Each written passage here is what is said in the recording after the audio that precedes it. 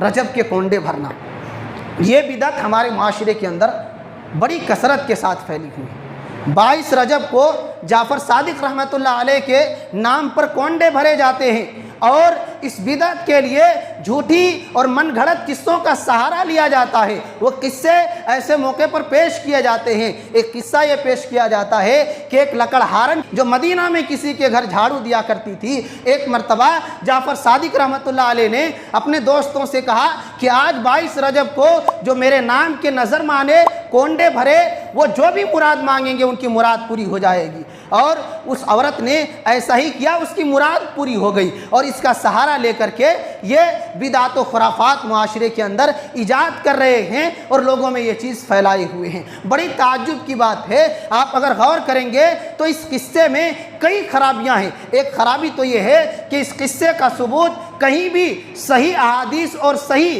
جو مستند حوالے ہیں ان حوالوں میں اس کا ذکر تک نہیں ملتا۔ یہ قصہ ہے جو کئی سو سال بعد لوگوں نے اپنی جانب سے گڑھ کر کے اس فتنے میں اور اس بدعت میں لوگوں کو مبتلا کیا ہے۔ دوسری جو خرابی ہے وہ یہ کہ غیر اللہ کی نظر ماننا شرک ہے، اس لیے کہ نظر عبادت ہے، اور عبادت صرف اللہ کے لیے جائز ہے، اور غیر اللہ کے لیے نظر ماننا شرک ہے۔ اب آپ خود ہی اندازہ لگائیں کہ جو لوگ جعفر صادق رحمۃ اللہ علیہ کی نظر مانتے ہیں وہ شرک کا ارتکاب کرتے ہیں۔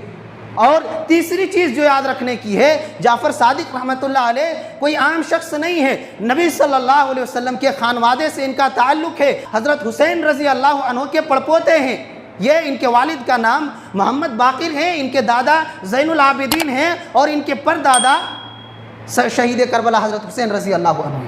اس خانوادے سے تعلق رکھنے والی شخصیت، بڑی شخصیت، اور شیعوں کے چھٹے امام مانے جاتے ہیں، وہ کس طریقے سے شرک کے ارتکاب کی لوگوں کو اجازت دے سکتے ہیں؟ سمجھنے والی بات ہے کہ یہ اس اعتبار سے بھی غلط ہے۔ چوتھی بات یہ ہے کہ شریعت کے اندر کسی بھی دن کی کوئی خاص فضیلت یا خاص عمل کوئی عام انسان بتا ہی نہیں سکتا۔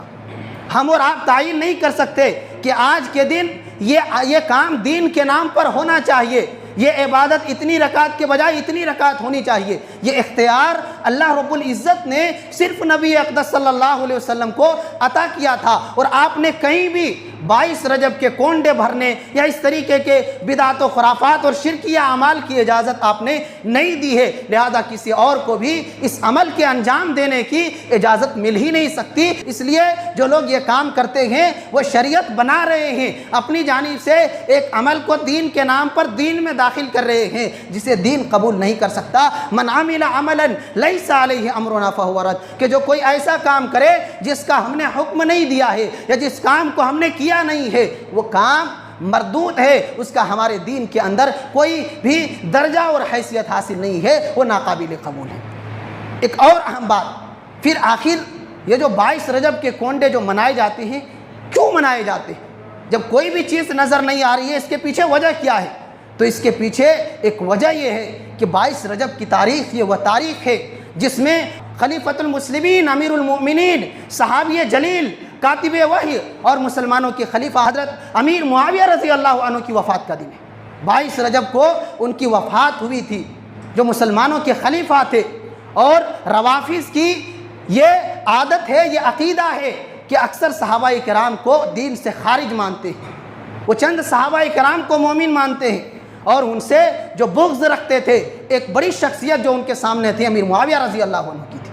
جب ان کا انتقال ہو گیا تو ان کی عداوت میں، ان کی وفات کی خوشی میں یہ لوگ چپکے اس تاریخ کو کونڈے بھر بھر کر کے مٹھائیاں تقسیم کر رہے تھے اور کھا رہے تھے خوشی کے مارے۔ تو یہ اس کی اصل تاریخ تھی، اور شیعوں کی کتابیں اس بات کے اوپر شاہد ہیں۔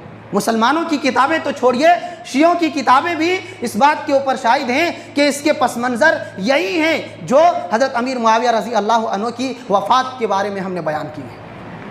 اور پھر ان لوگوں نے سوچا کہ یہ تو ہم میں رائج ہے، مسلمانوں میں اہل سنت میں کیسے رائج کیا جائے؟ ایک نیا طریقہ، ایک نیا قصہ گڑھا گیا، جو قصہ ہم نے آپ کے سامنے ذکر کیا لکڑہارن کا، کہ اس قصے کے ذریعہ اس بدعت کو مسلمانوں میں رائج کیا گیا، اور تاریخ کی جو شخصیت تھی اس شخصیت کو بدل کر کے یہاں امیر معاویہ رضی اللہ عنہ کو چھپا کر کے جعفر صادق رحمۃ اللہ علیہ کا نام دیا گیا، تاکہ لوگ ان کی محبت میں، ان کی عقیدت میں ان بدعتوں کو انجام دیں۔ اور مسلمان نادان اور علم سے دور اور ویسے ہی ہمارے بعض ملا جو پیٹ کے پجاری ہیں، پیٹ کی خاطر دین کا سودا کرنے والے ہیں، آج ان بدعتوں کو مستحب اور سنت کہہ کر کے معاشرے کے اندر رائج کر رہے ہیں۔ افسوس ہوتا ہے کہ کیسی تعلیم حاصل کی اور شریعت کے بنیادی باتوں تک کو انہوں نے سیکھا نہیں، لیکن معاشرے میں بڑے مفتی بنے ہوئے ہیں اور جگہ جگہ پر فاتحہ خوانی اور ان بدعتوں کو رواج دینے کے لیے جاتے ہیں۔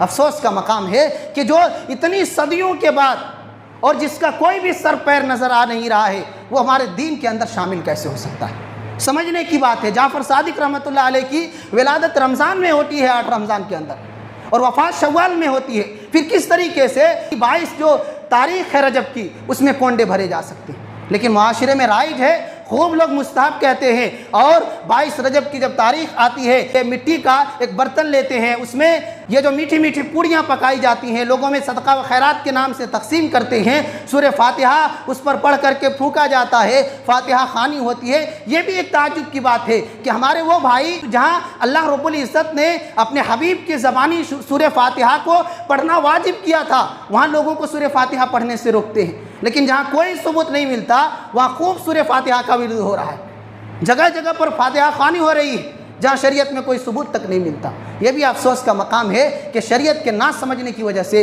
لوگ کیا سے کیا کر بیٹھتے ہیں۔ المہم 22 رجب کے نام پر جو یہ کونڈے بھرے جاتے ہیں، یہ بدعت ہیں اور اس کے اندر ڈھیر سارے اور خرافات ہیں، لہذا مسلمانوں کو چاہیے کہ اس بدعت سے اپنے دامن کو بچائیں اور سنت کی راہ پر چلیں، اللہ کے رسول صلی اللہ علیہ وسلم کے طریقے پر اپنی زندگی کو نچھاور کریں۔ ان بدعت و خرافات چاہے آپ جتنا کر لیں، اگر شریعت میں اس کا ثبوت نہیں ہے، آپ نیکی کی امید بھی رکھ کر کے مایوس رہیں گے اور نیکی کے بجائے آپ گناہ کے حقدار ہوں گے، کیونکہ حدیث صاف کہتی ہے کل بدعت ضلالہ، ہر بدعت گمراہی ہے، کوئی بھی بدعت اچھی نہیں ہو سکتی۔